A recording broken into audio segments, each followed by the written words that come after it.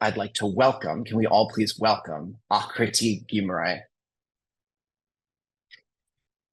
Thank you so much, Thomas. Thank you, everyone, for joining in.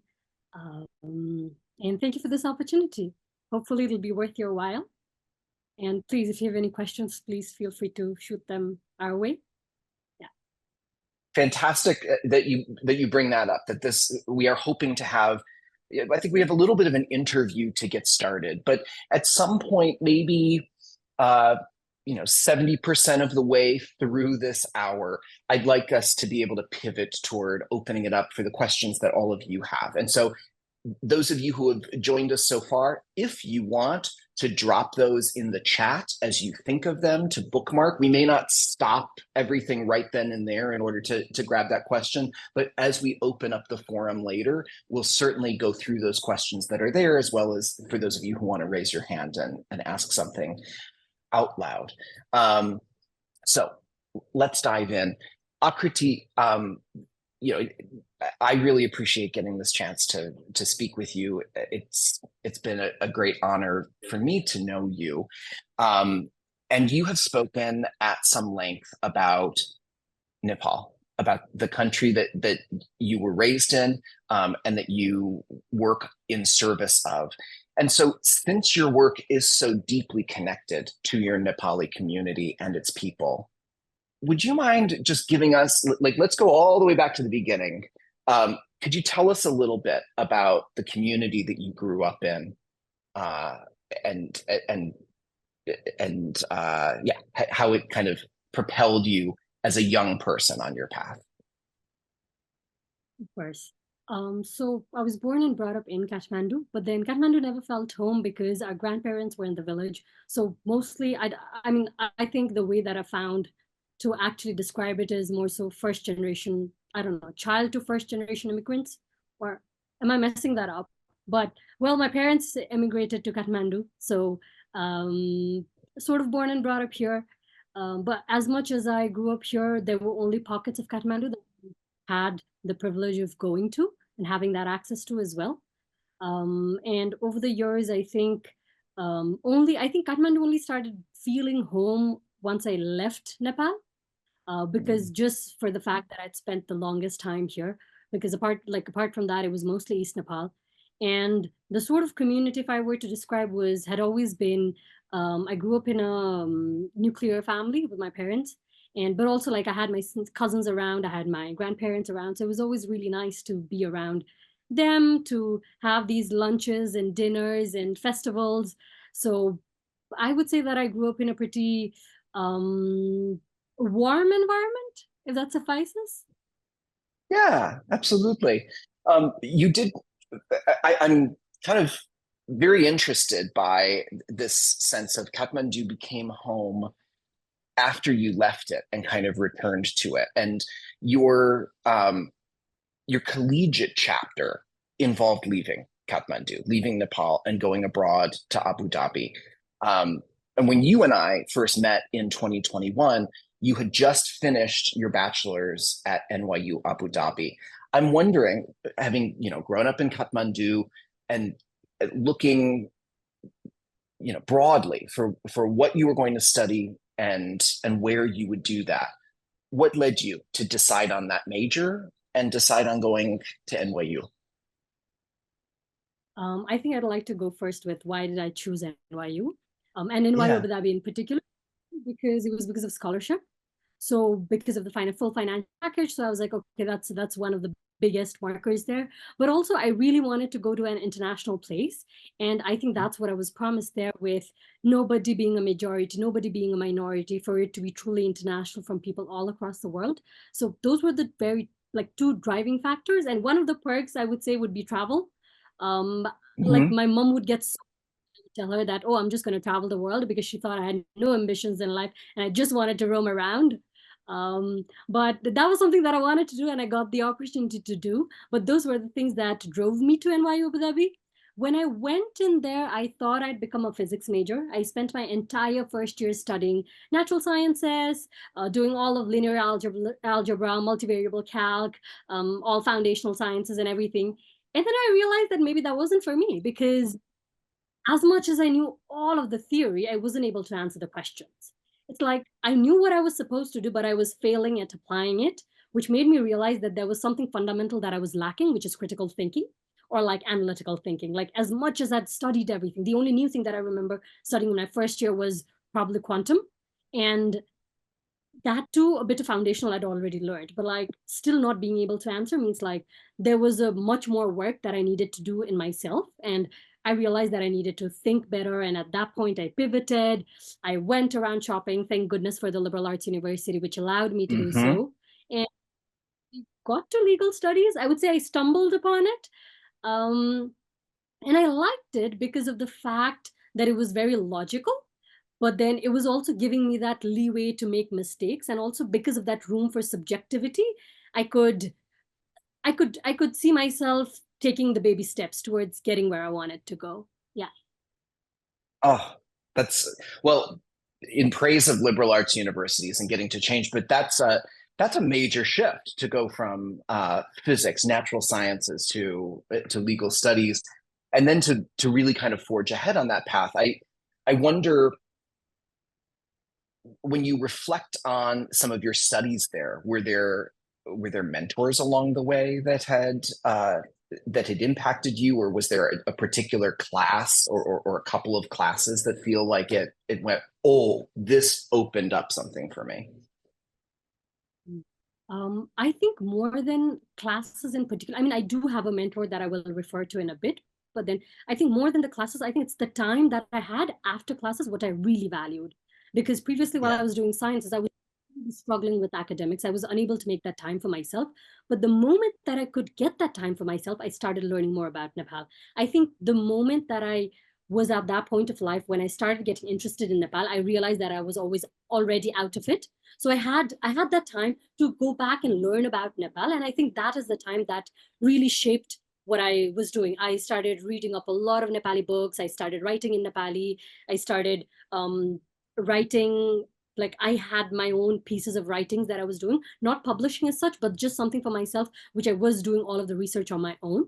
And in all of that, I had a particular mentor from legal studies who happened to be the individual because of whom I jumped into legal studies, who it's this old white man who once sat me down, and when I told him that I didn't want to be on social media, he scolded me saying that like, how in that upper caste Brahmin head of yours did you ever think you can do anything meaningful without ever being on social media? And I'm like, Mhm. as much as it pains me that it's a white man who's telling me that, I appreciate that so much. But also, like, for him to be so understanding of the social context that I was coming from, I think he grounded me to my reality and what I wanted to do. So I'm always grateful for him. His name is Peter Goodrich. You'll see him in funky ties and funky glasses all the time. But yeah. I love it. Thank you, Peter Goodrich. It is amazing to me, especially in our undergraduate studies, what a mentor can wind up saying that just like lands, sticks, seems to connect the dots in really powerful ways, and then you find yourself reflecting on that years down the road. And yeah, that's especially when I think about the way that you communicate. We're going to get more into that. Um, how wonderful that you were given that kind of like push into no, you need to. The world needs you to respond in those forums.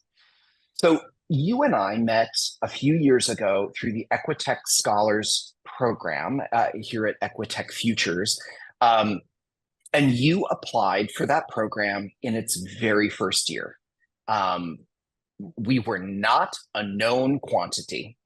We were a vision that the founder and chief science officer at Abhilash Mishra had put forward for um, trying to gather international cohorts of students live, online, with full funding to come together and study data science, programming, artificial intelligence, tech and science communication, um, and and do that synchronously, and benefit from the diversity of cultural perspectives, uh, that wrap around the world. And you talked about NYU Abu Dhabi kind of offering you that and being a real motivator for you to matriculate there.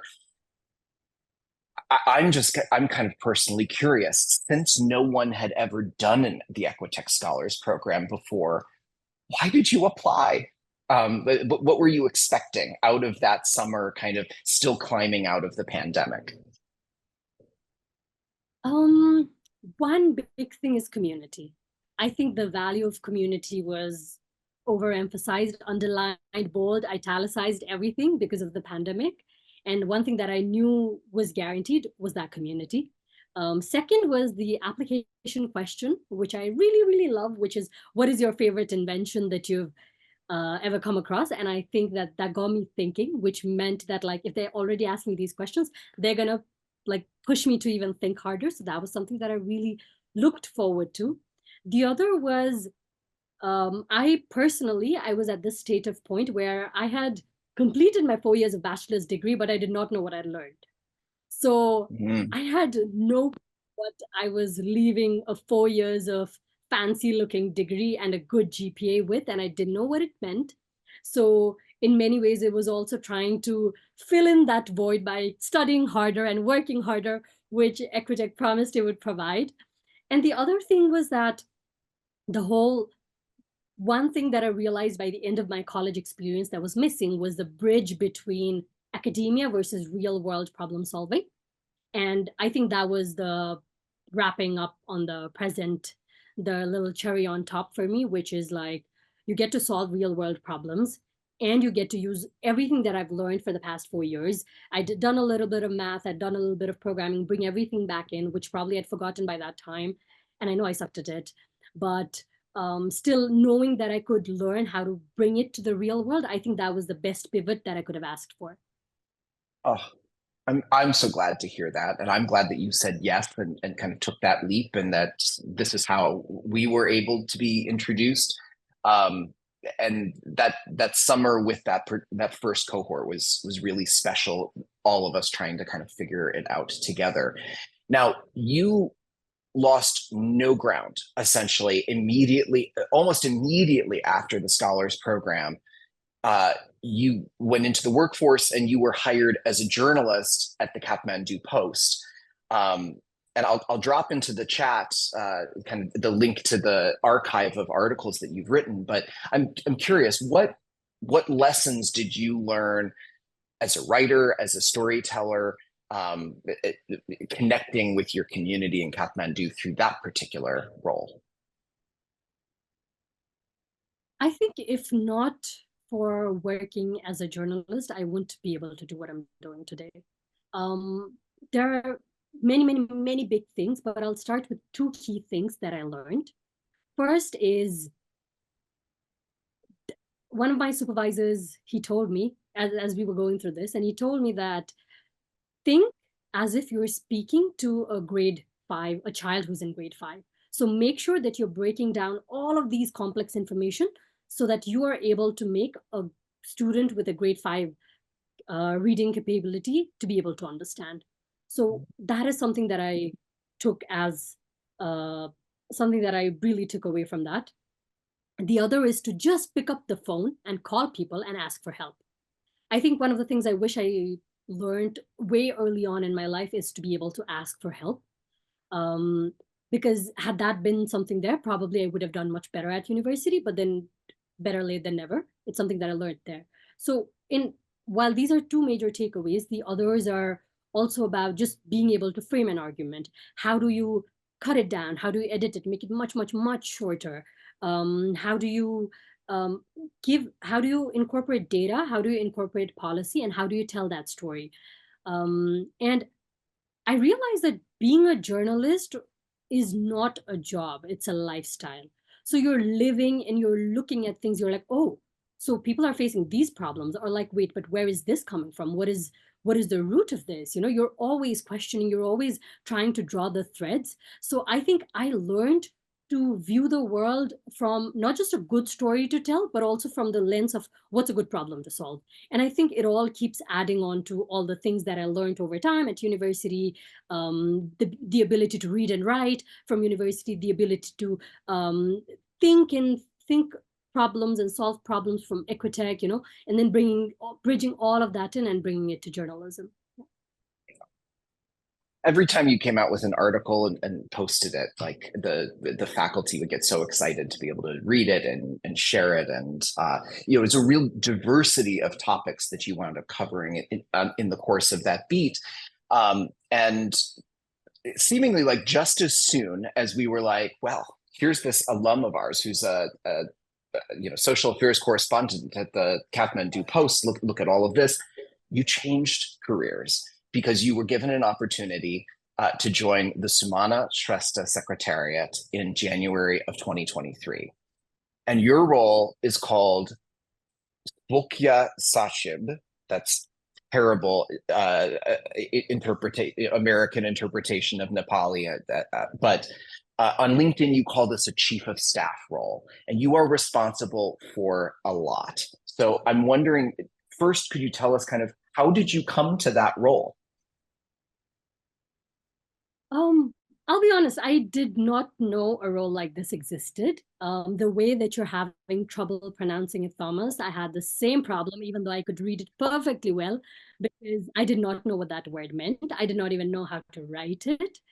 So I was just told that, yeah, this is a job which involves policy analysis, but just a bit more. I'm like, yeah, sure, sign me up. How did I come across to this role is I'd come to know of Sumana way before in 2015 when she'd started certain initiatives in Nepal, which were really good community-based initiatives. And in 2023, I was leading one of the event management in my alumni, like in one of my schools. And through there, I'd gotten to know her. I'd gotten to spend at least an hour with her to sit and talk. So I just believe that because of all the things that she'd seen, she'd called me and asked me. So that is how I'd come to the role. But like, I did not come to the role as a sense that like, oh, this is what I want to do. But like, it was just something that I was offered, and I did not have a job at the point. I had told people that I was going to be jobless. So it just came at the right time and I jumped in. That's amazing. And I love that it's also connected to the relationship that you had kind of built with knowing her work and knowing what she stood for. Can you for those of us who aren't familiar with this role, can you give us a little sense of like what you're responsible for? Of course. So there are various different aspects to this role. First is as a personal secretary. So it comes with a lot of admin tasks, which is say managing scheduling appointments, looking after emails, identifying what's an issue that we need to pursue, what are event invites and everything. So all of that admin part. And then there's the role of the chief of staff, which often involves managing the team.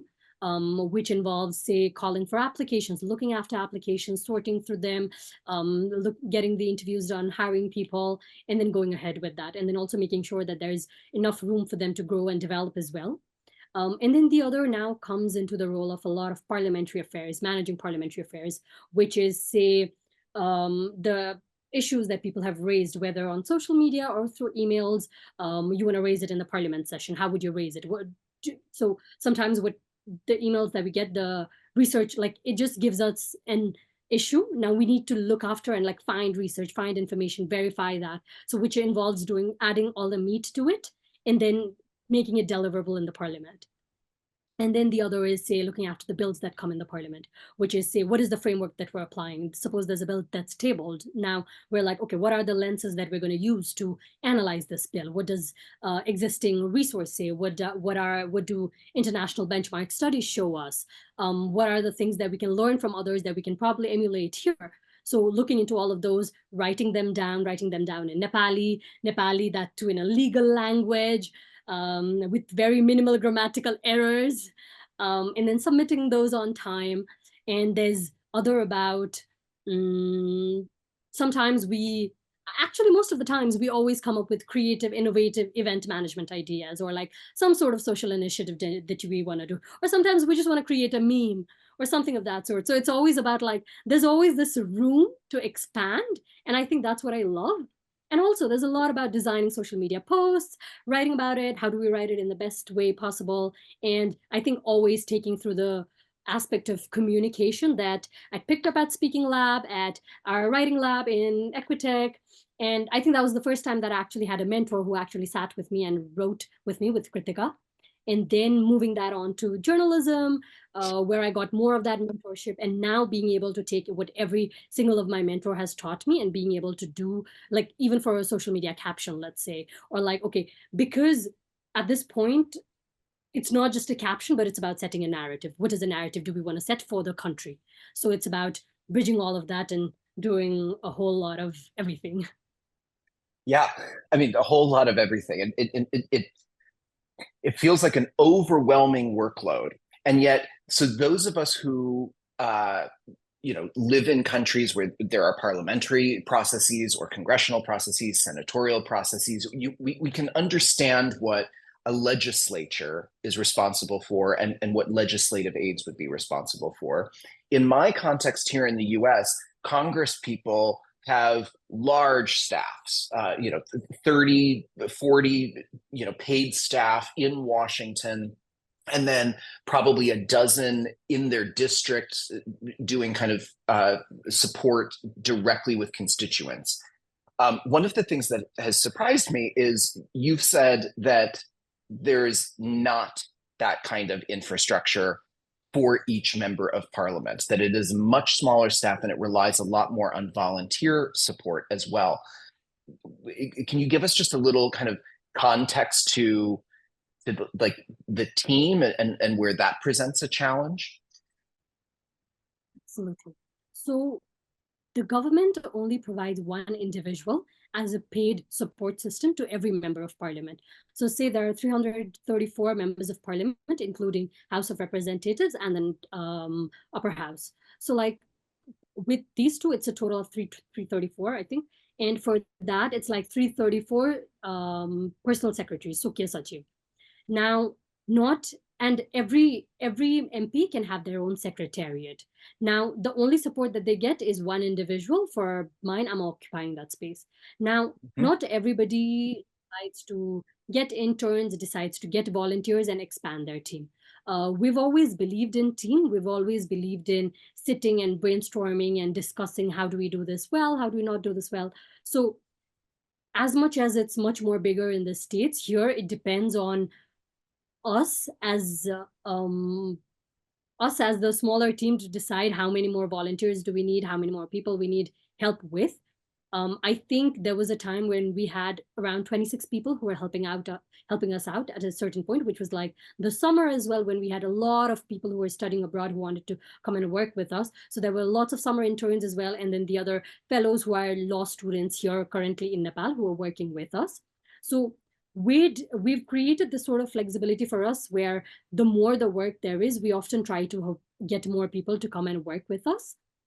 And what we've also tried to do is that, say, when there was social media bill that was in the parliament, or there was e-commerce bill in the parliament, we kept it open. We opened Google Forms. We asked people to sign in, and all of the people, they just joined in their own groups, and they joined in voluntarily to contribute their time.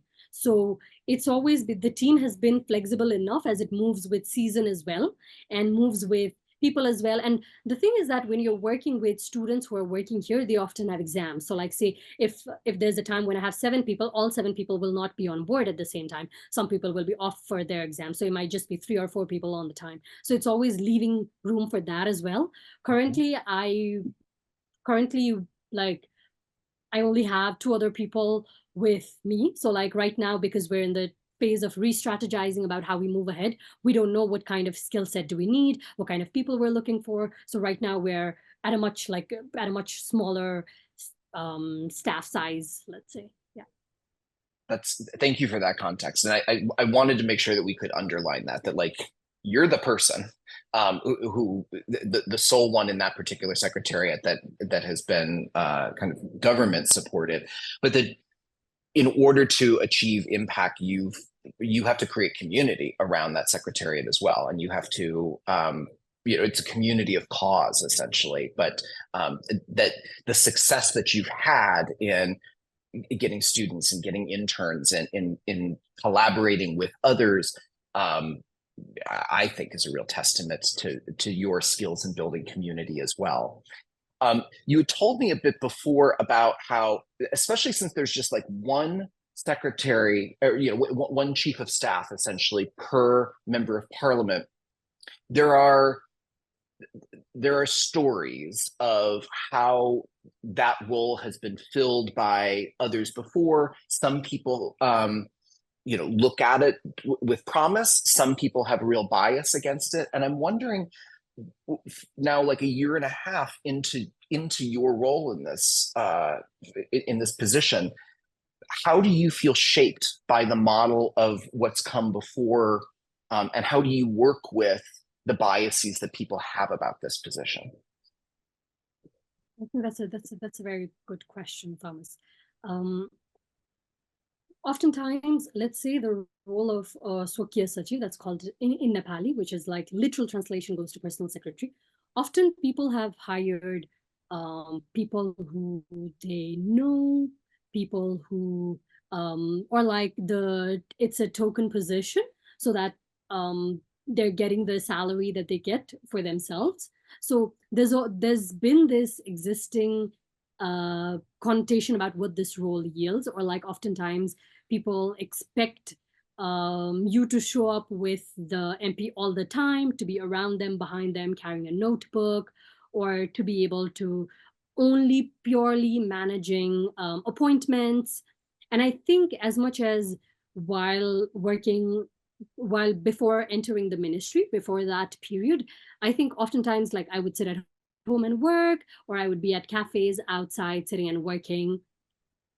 But in those times, I would pick up the phone and I would call and ask, and the biases weren't as obvious. But I think maybe for the first time, the bias became very obvious when I was in the ministry, when the sort of expectation that people had was I would be more so focused on managing the people, where everybody wanted to come and tell me what their problems were, and like hoping that I would solve them, or like hoping that I would arrange a meeting with the minister, but not expect that I would be working on legislation work, or like on drafting the laws, or like managing events or something of that sort. So like there was also this bias that came from the general public who were coming in the ministry as well, but also bias from the bureaucracy as well, which over time, of course, they changed because once they realized that I don't have the skill set to be managing, so but also B, that we had somebody who could do it much better. We made sure that we had somebody in our teammate who was a teacher as well, who was excellent at his job, who had the patience to just sit and listen to people, and who had this beautiful smile all the time, which I often lack to show. But also like I think it did come in those points where people expected certain things and their ask would be directed towards that, or like say when people would call and say, oh, I have a problem that I need to talk, and they would persistently ask to speak directly with her, but not everything has to go to her, or like even if it's goes to her, it has to be filtered out who speaks and who doesn't, or like, well, once they give the information and then I can verify it and then provide the full package, right? So like often that sort of resistance that comes in, but then over time I think it's gotten much better. I've gotten better at managing it in terms of like how I speak in Nepali as well. So yeah. That's great.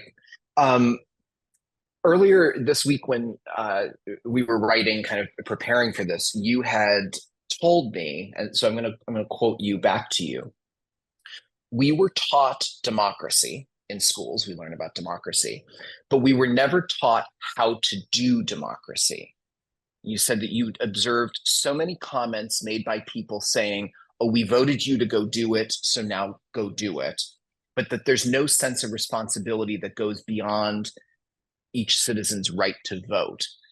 And so you wondered, if not for this job, would you have ever known what you know today about how to do democracy, what should have been kind of the underlying knowledge that we're actually taught? I'm wondering if you can speak more to that. What do you know now about the doing that you didn't know before? Absolutely, Thomas. Well, I've realized that there is one word that sticks in my head the more that I think about democracy is information and access to information. And I'll tie it in a bit. But what do I know now is I know the jargons. I know the big fancy words, which were all intimidating to me, whose meanings were not appropriately explained over the years, which I think we would have grasped with proper knowledge over the time. Like, not just broad, vague little terms about, oh, this is the executive, this is the legislation, this is the judiciary, but about how does that correlate? How does that perform, you know? So a lot of these heavy jargons, which honestly, back at college, while I would read newspapers, I would not understand. Um, First, that. Second is about a lot about parliamentary proceedings, which I've realized that a lot of law students here already do have that skill set, which is amazing. But that knowledge about, say, parliament, how does a parliament run, about the two houses, who are the people, why does it matter whether someone is a directly elected MP or whether someone who goes through the proportional representative, or like, say, what is the bill making process like? What is a bill? Why is that important? Or why is what an MP speaks in the parliament, why is that important? How do you analyze what they speak? What like what is the most that you can make out of that speech? And also about, say, now moving more into the ministerial role, having had the privilege of working with the bureaucracy, understanding what a bureaucracy means. I never knew what a section officer meant, what a secretary meant, what an undersecretary meant. I had no idea until I walked in there, and I had to learn the hierarchy. I had to learn the organizational chart. I had to understand how it works. And only after seeing that, understanding that, did I realize that why is bureaucracy slow? Because the entire structure has been made in such a way that it is meant to be slow. And we often, as general public, we express so much of frustration that it's so slow, it's not working well, but we've never been told why it's slow. And maybe had we been told that, maybe our approach would have been different. Maybe we would learn to plan better, you know? Or maybe we would advocate to actually change the entire system of bureaucracy, as opposed to just talking about, you know, what is the age of pension? And like, I'm saying this in with a caveat that there are many people who are already doing this work, but that work does not form part of the mainstream discussion. And I'm grateful to the people who are doing that work, and I wish it was a part of the mainstream discussion, which brings me to other topic that I've realized how to read news better, which is so surprising because, like, we all know how to read news, right? But like, Mm-hmm. it's also about not just relying on one source of information, you know? Like, say, if I were to Google how to read news in the US, they'll clearly tell me, oh, this is left leaning and this leaning and this is right leaning and this is this and this is that. But here, it's so difficult to get that information until you start knowing people on the ground. And these people who are so smart, until they don't tell you, you don't know how to analyze it, you know? And to be able to analyze, okay, which media house has which sort of political affiliations, which leanings, and like, don't just rely on one news. Or say, or like, I'll substantiate this with an example. Like, we had our first female chief secretary, and everyone was celebrating it, and I was so happy about it. But there's one information that many of them did not highlight, which is she was only going to be in that position for 35 days, which is, Mm-hmm. we already have a new chief now, and he was appointed on 29th August. So like, this 35-day bit is so important because it means that women are only given those positions as a token, right? If they truly wanted a woman's representation, they would have brought in another woman chief secretary. They didn't. So like, this level of analysis, this level of even one-liner information and how you put it, I think that's also something that I've learned, and I wish we'd be taught that. And I think this is where I tie in the aspect of democracy and information, is that if only we had access to this information, perhaps we would know how to do it better. Because right now, all the information that we get is about go vote. It's all about Mm-hmm. election campaign. It's all about, oh, fix it within the ballots and everything. It's never about, okay, go and ask for this information. Or like, say, you're seeing potholes on your ground, go and write a letter to your local ward and ask them, when is this going to be made? Or like, say, we all complain, and I complain, my parents complain, all of us do that, like, oh, they always come and do all the development work in Osar. So that would be end of June, which is a heavy monsoon season here in Nepal, which is such a bad time to do that, because which means that you blacktop the road and it's the monsoon and it's already completely gone. So which means that you're constantly spending money on the same development work, right? And now as the rain is subsiding down, we should have instead been trained to go and write the letter to our wards and ask them that, like, okay, what's the budget that you've gotten? What is your plan? Give me your timeline. When are you going to start with this? Get me all of that information.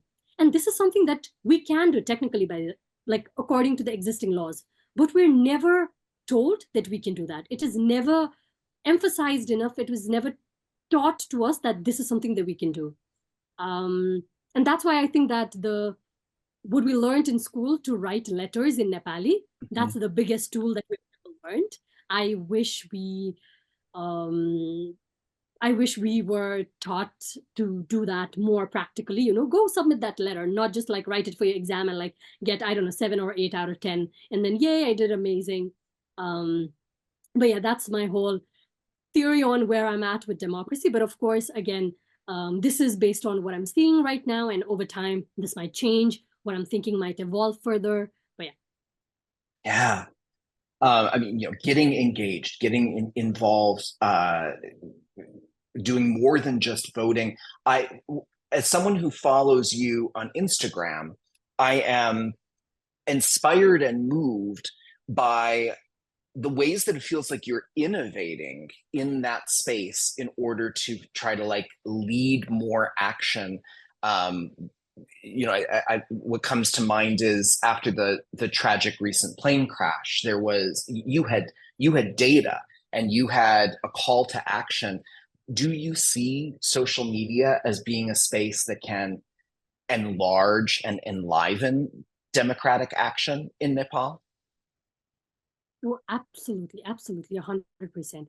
And I think we already have one significant example of the movement Enough is Enough, which was during the COVID pandemic, and the government was not handling it really well, and there was so many grievances against it. So a lot of young people organized purely based on social media, where they came to the streets and they maintained their distances and everything. And it was a peaceful protest where the government retaliated by throwing huge water pipes, I don't know, water hoses against them. So yes, I do see that, but in the present context, as we move further right now, what I've noticed is that a lot of news is based on what's written on social media as well, which is to say that lots of people are on their phone expressing what they believe and what they think. It has become not just a place of, like, okay, it has firstly become a place of venting, and then somehow organizing through that collective venting as well. So I do see that there's a lot of power that social media can have in driving these civic engagement movements, especially in Nepal at this point of time. Yeah. The use of social media, of course, being a technology, brings to mind something else you had told me earlier this week that I think, again, I'm going to try to quote you back to you. And you saying, we're often quick to say the government doesn't understand technology, but they do. They're well versed in the jargon, but they lack a political commitment that comes from the leader, in addition to the pressure to uphold the status quo. Top it off with corruption through paperwork, and adapting technology would mean curbing human interventions, leading to lesser avenues for leakages. What do you mean by that? Help us to understand the complexity of what you're seeing. Of course. So first, let me share off with a little lighthearted note, which is that I think I was very shocked when within the ministry, people were addressing corruption as leakages. So I think that was just such a baffling wait, what? But like, why are we not saying corruption, and why are we calling it leakages? I mean, like, is it a gas pipe that is leaking? But yeah, so that was just something that I was like, but there could be some economic term that I'm completely unaware of. So just putting that out there as well. But what I meant is that, so I worked on 2 tech-oriented problem-solving aspect to, well, two problems that we were trying to solve via tech.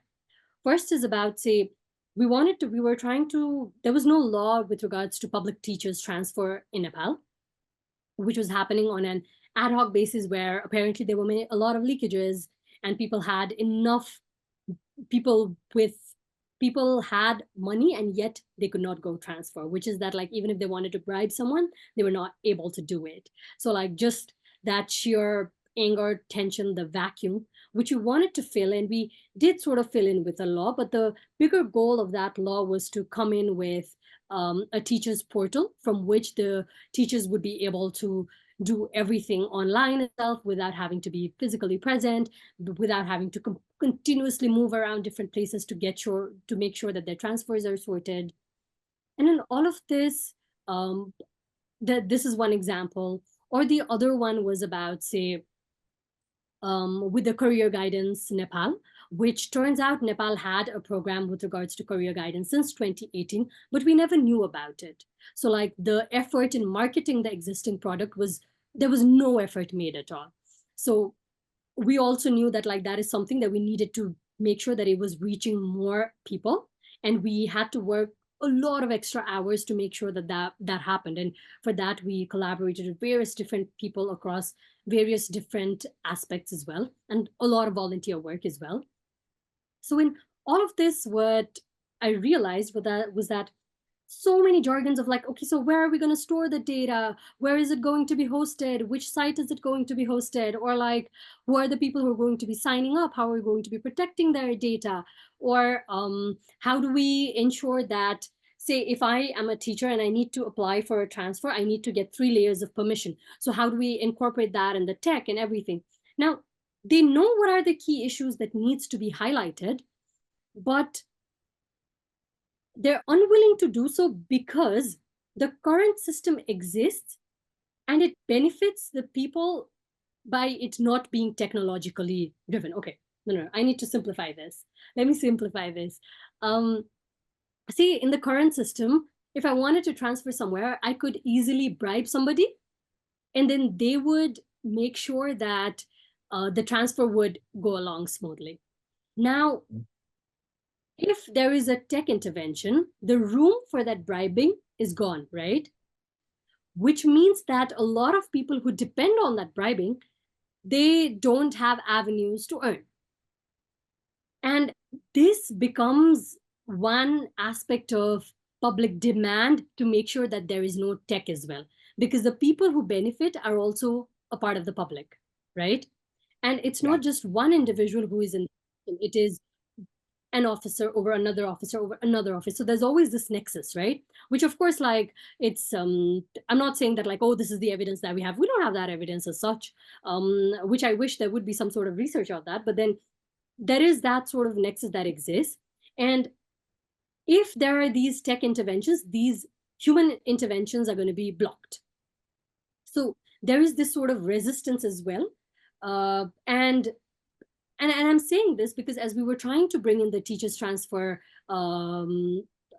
directives, there was a lot of resistance that like, oh, why have you stopped the teachers transfer and everything? There was a lot of hush about, oh, but this is wrong, that is wrong and everything, which of course there is still room for a lot of improvement in there. But what I noticed was that they knew that tech could solve it. They knew that we could simplify it, but just because like there's that fear of how the public is going to react, this inability to be like, okay, so how do we simplify it? Because to be very honest, we looked into laws in Sikkim, in Maharashtra, in India, in different parts of India, and they've done it pretty well using tech. So that is something that we could have done here as well. But and that is why I talk about the political will. We need that political will. And for that, of course, we'd incorporated in the budget and everything. We were on the path of doing that. So that's what I mean by that lack of political will and that sort of room for leakages as well. And then what I'm also seeing is that we do have these existing systems, right? So there is this existing system which is called no objection certificate. So no objection certificate is like, say, if I want to leave Nepal, I'm going to have to study abroad. I am going to have to apply for the certificate, get this certificate, show it in the immigration, and then only leave. And like, I also need this certificate so that I can send money abroad. So like, say, if I have to pay to my college, that's the certificate that I need. Now, this is supposed to be purely paperless system.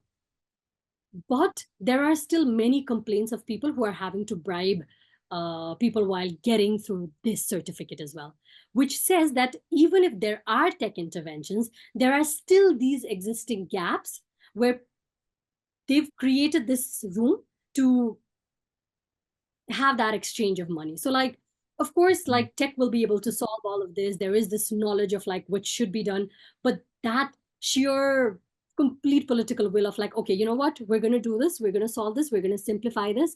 I think that is lacking. And I think it's possible. In the positive tone is that means that it's possible. But the other side is that we got to work really hard for that. Yeah. Yeah, I think that has relevance beyond the Nepali context as well. Anybody working in government must be familiar with the propensity for that in the ecosystem, that leakages or yeah, let's just call it corruption, because a leak is oops, and a corruption is intentional, and there's an intentionality to that in that ecosystem, and a necessity to preserve it if you're the beneficiary of it.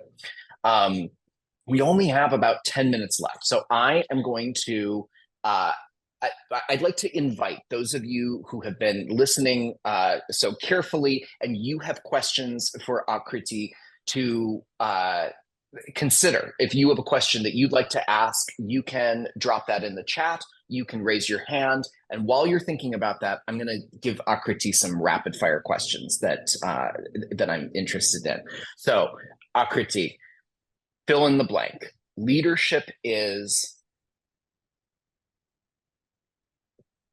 To be able to motivate people to act, and that act could depend on what you're leading towards for. Yeah. Great. What is your favorite thing to do that doesn't have anything to do with work? Eating. Hanging out with friends and just existing with them and talking and traveling. Yeah. Oh, I love all of those things. What do you tell yourself when you have to do something hard? That it's okay to fail. It's okay. I can try. Trying is a good thing. It might not work out the way I might expect it, but it's fine. But to make sure to enjoy what I'm doing. Ooh, I'm inspired by that. I need a reminder of that. Is there someone, either living or dead, who you wish you could meet or could have met? Yes, Bell Hooks. Bell Hooks is a writer. They've written a lot on love, patriarchy, and I think that I would love to sit down with them and talk about democracy, love, and patriarchy and hierarchy, like to center love and analyze all of these things with them. I think it would have been phenomenal. Yeah. Oh, such an inspiration, Bell Hooks. It should be on everybody's reading list if you're not familiar. What quality do you most admire in others? I think their ability to be weird. We are their ability to be weird in a sense that like everybody has that little thing that they do, and I love that. And I think that like that weirdness could be, you know, about caring too much about people, or like I don't know, or like some people just have that grace in them. Like I find those quirks weird in a sense that like it's not just, you know, the conventional expectation, and I love that. Yes, yes, yes to that answer. I agree. And then what is something that you are grateful for right now? People in my life, friends, family, you guys, everybody. I think it's always people. It's always people. Yeah. Thank you, Aakriti. It's an honor for you to be in my life as well. And once again, please do follow along with Equitech Futures as well if you are interested in our nexus of tech and social impact, of which we are so proud to count Aakriti, one of our kind of deeply cherished alumni. So Thank you, Akriti. Thank you all. Have a wonderful rest of your Saturday. And thank you for joining us.